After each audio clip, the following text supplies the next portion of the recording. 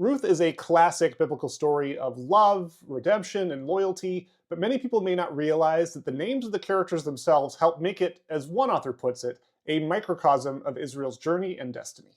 Jan Francisco has a new article exploring that symbolism in depth.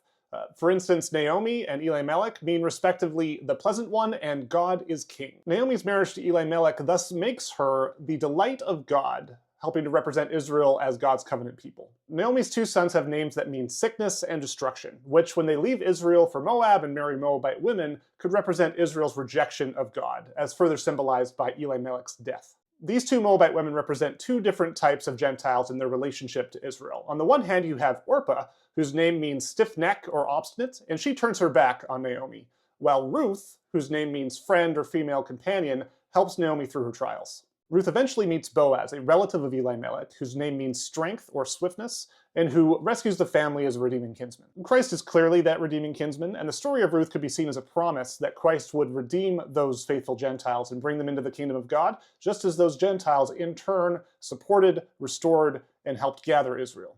We can see the modern restoration of the gospel as part of the fulfillment of that story's promise.